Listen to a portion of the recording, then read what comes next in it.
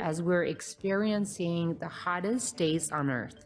We need to invest in resiliency hubs, cooling corridors, cool roofs, shaded bus stops, improving cooling centers, and we also need a strong education campaign to prevent heat fatalities.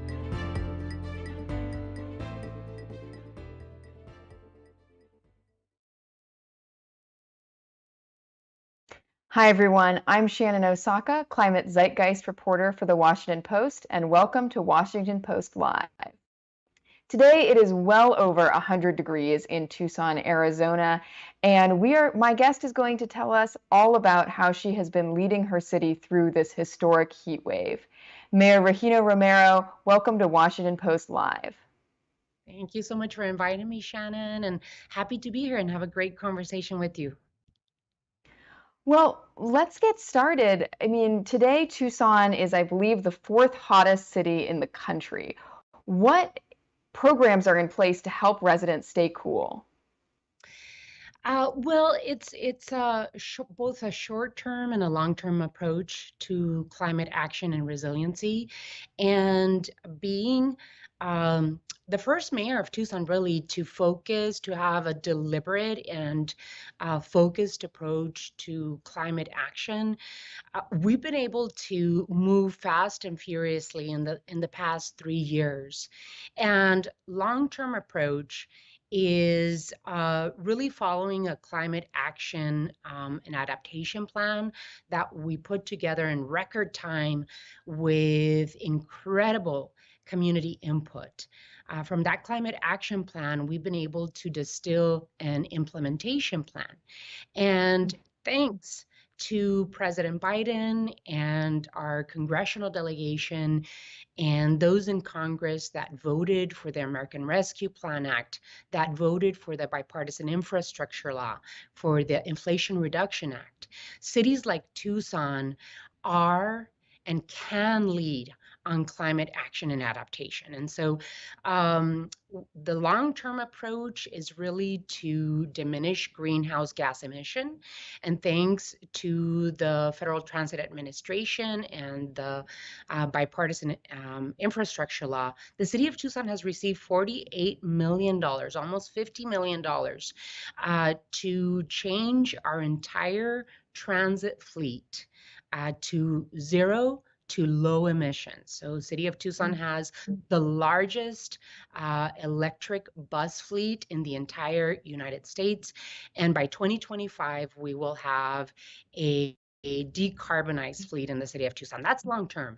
Short term is making sure that we are providing the necessary services to our community, from infants to seniors to the unsheltered. We have been instituting cooling centers in the city of Tucson, making sure that we're partnering with Pima County on their library systems. The city of Tucson has recreation centers, senior centers, and being able to provide free transit services to seniors and anyone that needs a ride to a library or a recreation center. For children, we're partnering with our school districts to provide from 7 in the morning to 6 p.m. Recreation services that parents can take their children in. To the unsheltered, we're partnering with the Salvation Army and other nonprofit organizations to provide cooling centers for the unsheltered that are low barrier centers. Free showers that we're partnering with other organizations. We have free pools, free splash pads.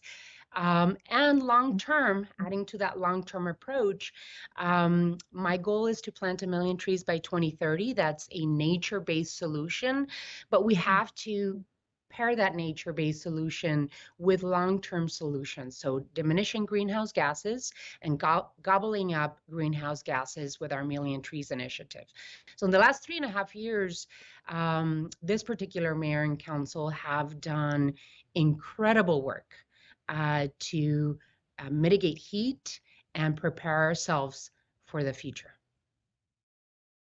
That's great. And it's great to get that overview of the mitigation actions that you're taking for the future, as well as sort of the adaptation actions for right now and trying to protect city residents now. I want to ask you a little bit more about, you talked about those cooling centers, and the deputy city manager has said the next step after the cooling centers is to create climate resilience hubs.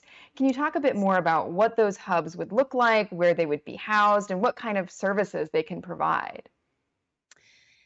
Heat is one of the worst hazards when it comes to climate change. And I've always said it for many years that climate change is not just an environmental issue, it is a public health issue. And so we have to realize that even though City of Tucson and other cities throughout the country are leading on climate adaptation and climate action, that if the world doesn't act immediately, we will continue to see heat waves and um, events throughout the world that will affect not just infrastructure, but lives.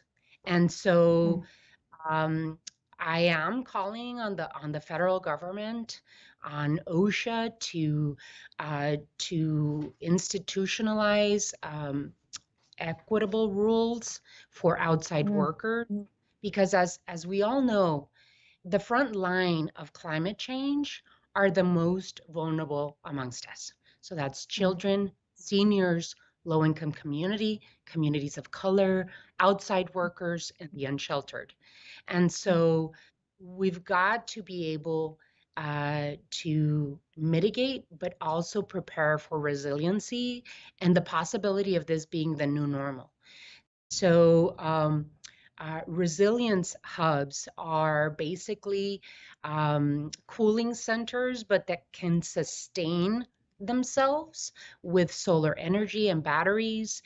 mm, And we've got to be able to plan for heat events where we can invite the most vulnerable that do not have access to air conditioning, that need to be monitored, to be able to have centers throughout the city of Tucson that can sustain themselves in case of an electric catastrophe.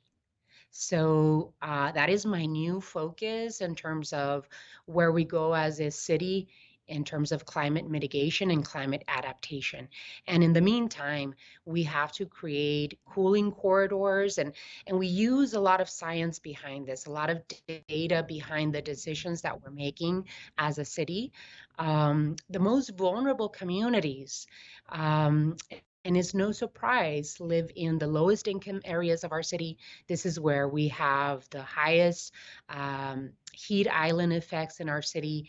And so we've got to be able to create cooling corridors in the areas of our city where we see the most heat island effect. And we're starting to do that. We have a map that we follow based on heat island, and the heat mm. island map coincides with our low income map. And so Yeah. we're focusing on equity on top of the science that we need to do, and we're partnering with nonprofit organizations like Trees for Tucson and for-profit companies that are helping fund the purchasing of trees as well. So lots of layering in our methods. I'm so glad you brought up that question of equity because we know that, low income and minority communities are much higher at risk for extreme heat. They're living, as you say, in these urban heat islands. So it's great to hear that you're trying to really focus those resources in particular areas that need the most help. One question I had was, we had a climate writer, Jeff Goodell, on Post Live earlier this week. He's just written a book about heat and the dangers of it that I think is really helping people kind of come to terms with this issue. But as a mayor, I mean, how do you think about the challenges of communicating the dangers of heat? It's not something that people are necessarily really aware of. Yes, as a matter of fact, when I first ran in 2019, I got one of my major planks as a candidate was to act bold and furiously in terms of climate action and climate adaptation. And some people actually would question why that was a priority. And we have known for many years, and there has been research that climate change is happening, that it is caused by humans, and that it's going to get worse if we don't do something about it. And so I have been, for many years, even before that, I worked for a nonprofit organization, the Center for Biological Diversity, to basically engage Latinos and communities of color in talking about how you are personally, um, really, you're touched, right? Everybody is feeling the effects. It's tangible for Mm, communities to feel them. So I would talk about climate change not just as horrible for our environment, horrible for our biological diversity, but horrible for human beings. And so we've got to be able to talk about climate change as to how it affects individuals. And there's health effects to climate change. We see that children that live in areas of urban heat suffer more from asthma. Seniors are more and more feeling the effects of heat exhaustion. Here in Arizona, we are seeing people that work outside land in the hospital because of heat. People are paying more for their electric utilities because of heat. Um, it is affecting everyone. And so it is about personalizing and educating people how climate change is affecting everything from our health to our infrastructure to the possibility of even service delivery. Those workers that are building our infrastructure and providing our trash services and park services um, are feeling the effects of climate change, and we're seeing more and more heat exhaustion, and so that's how we educate our community, cities, and elected officials and counties and states can educate communities about what climate change means to them. yeah, I think we've seen really powerful changes in terms of people seeing climate change as this faraway thing that's happening to polar bears to now really understanding its effects on individual people and families. I mean, when it comes to kind of some of those heat strategies, I mean, I was recently in Phoenix and I know they've named a chief heat officer. I've also heard of other cities working on projects like naming heat waves to try to get attention to it that way. I mean, what do you think of those kinds of efforts? I love them. I love them. We have to do it, especially here in Arizona. Both Phoenix and Tucson are some of the fastest warming cities in the nation.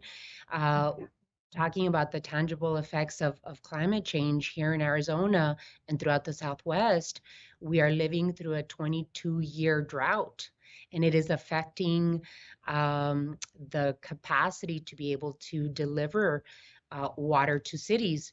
Here in Tucson, we have been preparing for decades and becoming a much more water resilient city. We're prepared. We're one of the cities in the country that is recognized um, for the work that we have done in terms of being prepared and using less and less water, for example.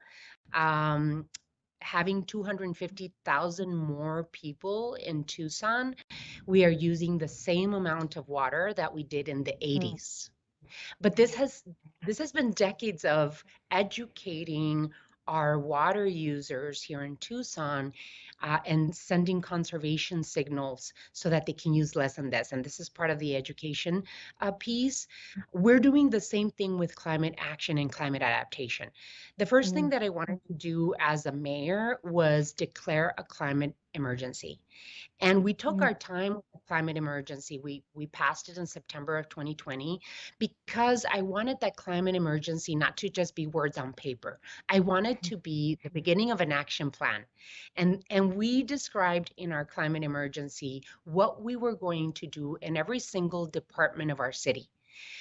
We called out the importance of having a strategy for climate action and mitigation.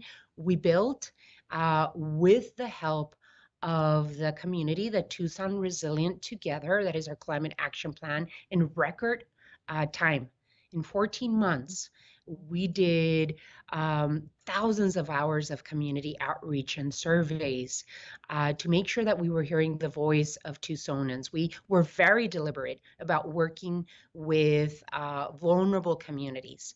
Um, and we passed our climate action plan. We now have an implementation plan. And now it's time to hire our climate resilience officer. So, serendipitous, today we are interviewing candidates for a climate resilience officer in the city of Tucson.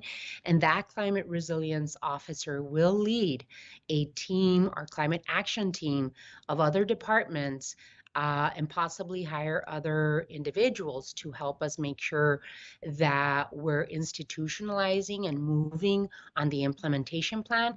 And then, of course, making sure that we are applying for federal grants that were made available by President Biden and our congressional delegation through the Inflation Reduction Act. So we, the city of Tucson, we are prepared. We have our climate action hand in hand. We have our implementation plan. Hopefully soon we will have a resilience officer for the city of Tucson. We have advisory boards, and we're ready to apply for federal funds to make sure that we bring dollars home to implement our climate action plan. That's so great to hear. And I want to dig into that action plan a little bit more. I mean, it's always challenging because, climate action happens at every level of government, right? It happens at the local level, it happens at the state level, and obviously we're talking about the federal level as well. I mean, in terms of that transportation side of the plan that you were talking about, what are you most excited about? And what do you see as like a mayor's capability to really pull those levers? Well, first and most importantly, I am blessed that I am a mayor during a time that we have a president like President Biden, that I have federal partners in our congressional delegation, Congressman Raul Grijalva, who serves as the chair or the ranking member now of the Natural Resources Committee, has been a mentor of mine. I have a great relationship with our senators, both Senator Kelly and Sinema. And it's like to say, right? The saying is, there were the best of times, there were the worst of times. The worst of times because we went through a lot of pain through a global pandemic. But there have been federal funds and now state funds that will help cities like Tucson, Arizona, um, really uh, partner and seek those federal funds to take action on such an incredible and important issue.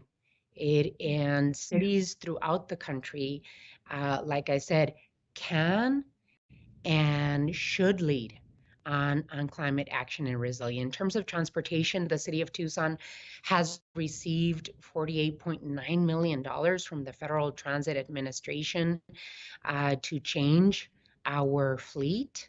Like I said, Tucson has the largest electric bus fleet in the entire southwestern United States. Being able to eliminate those greenhouse gases is a long-term approach to climate change.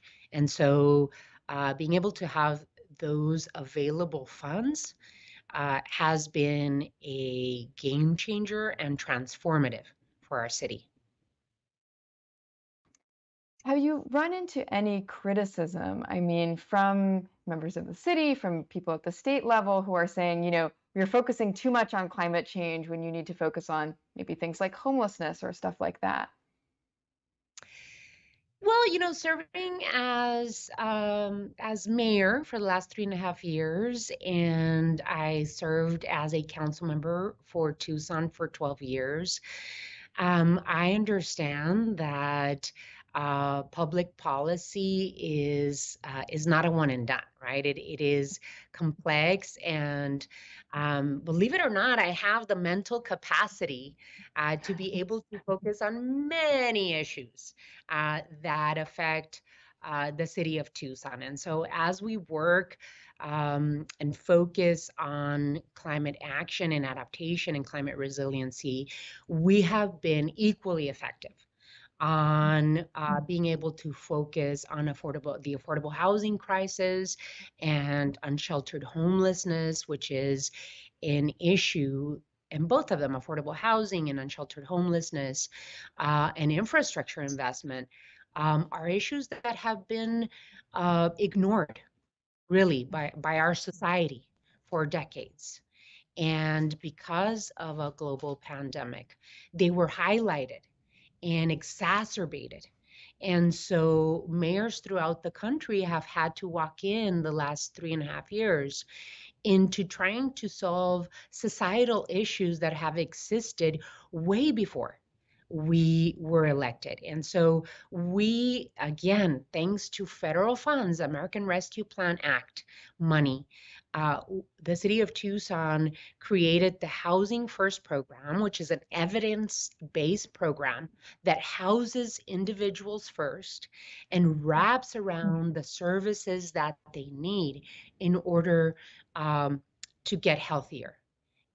And you cannot ask a person to stop doing drugs if they don't have a stable home, a place where they can sleep safely, where they can shower, where they can eat. So we're using our evidence-based Housing First program, and thanks to American Rescue Plan dollars, we spent $15 million of those funds to purchase vacant and neglected hotels, and use them as a housing first, transitional housing, low barrier shelter. Since we instituted this program, we have been able to permanently house, in the last 20 months, we have been able to permanently house more than 700 individuals. Once we stabilize that individual, then we send them to the housing continuum, right? So it's immediate housing first opportunities, and then transitional housing, and then permanent housing. And so that's in Housing First. We've been able to also be very successful in applying for and bringing federal funds for infrastructure investments here in the city of Tucson. One of the things that we hear a lot is roads. We have seen decaying roads in the last 20 years, and so we recently passed, with the support of the community, Tucsonans, a half-cent sales tax to repair every single residential road in the city of Tucson, $600 million.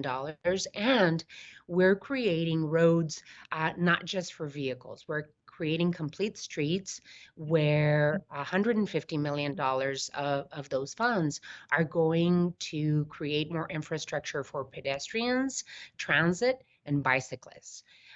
That again is our approach to layer our strategy of climate resiliency and investment for our community. There's so many overlapping issues, and obviously, people who are unhoused are more at risk of climate-related risks as well. So it really is a complex issue. I want to take a little bit of time to go to an audience question.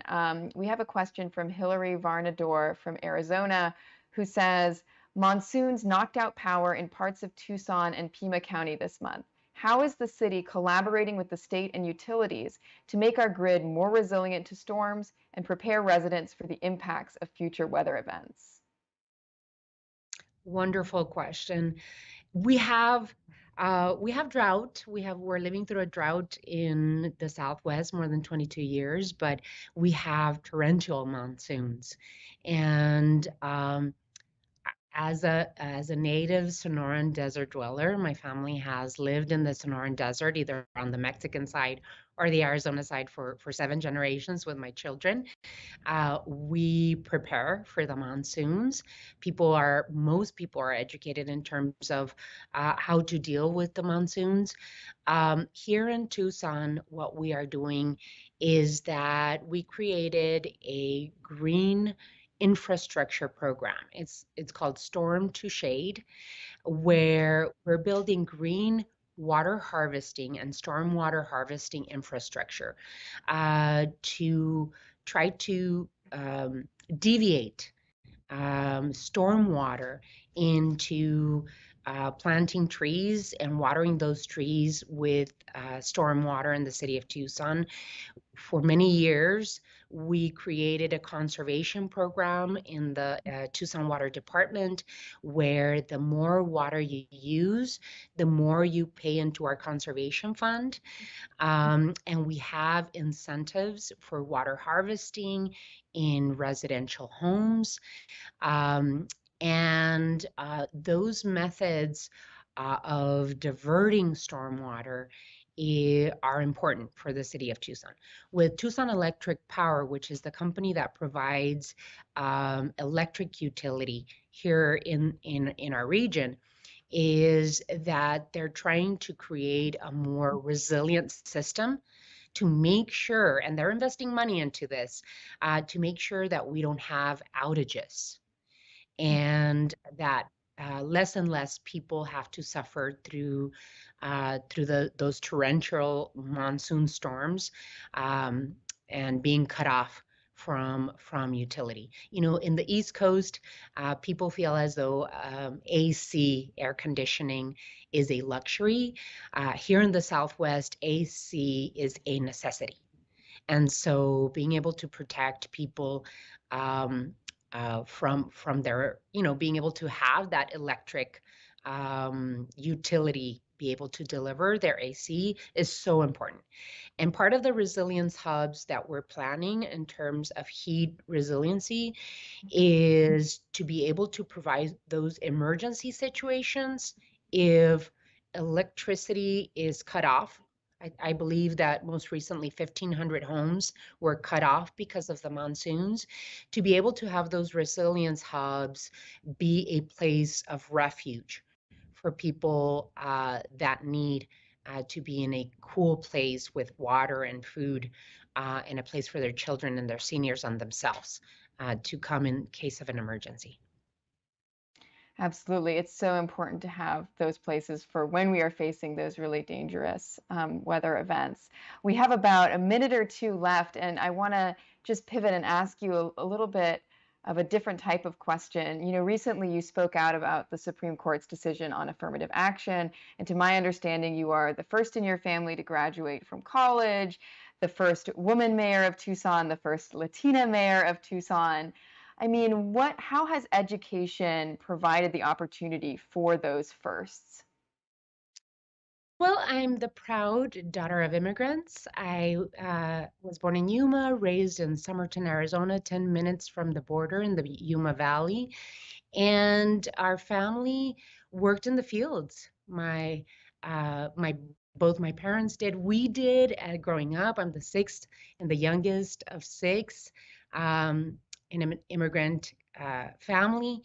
And my parents didn't really know much about how to get to college, but they knew and they encouraged their kids to go to college, to get an education. And so I had to rely on counselors and teachers to help me through the entire process and was accepted at the University of Arizona and accepted at ASU. And I started my college career with a deficiency.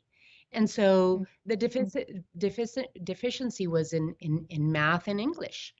And so being able to have the opportunity for the University of Arizona to give me the chance to, even though I wasn't completely prepared as a college student, I had the grades and the will to be able to go to college, go to the University of Arizona, and it took many years for me to graduate.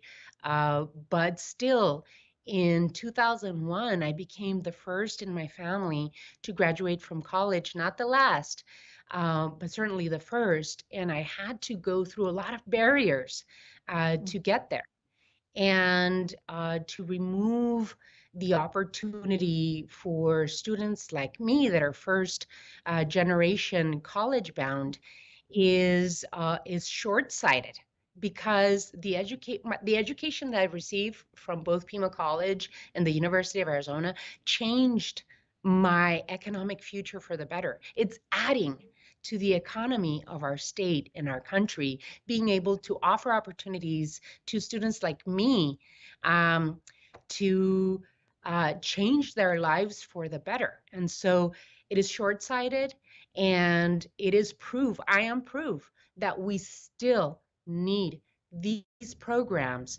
to be able to help break barriers. In 2019, I became the first woman and first Latina ever in the history of the city of Tucson. 2019. That is not 1950s. That is very recent history. And so we need to make sure that we continue to invest in breaking down the barriers of families like mine to be able to send their kids to college and offer a better life for them and a better economy for our country.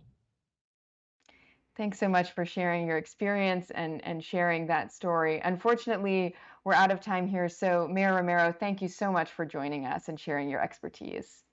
Thank you so much for inviting me. It's been a wonderful conversation and more to do and more to come. Thank you. And thank you all for joining us at Washington Post Live. Once again, I'm Shannon Osaka, climate reporter for the Washington Post. To check out more of what we have coming on the schedule, go to WashingtonPostLive.com to find out more on our upcoming programs. Thank you so much for joining Washington Post Live.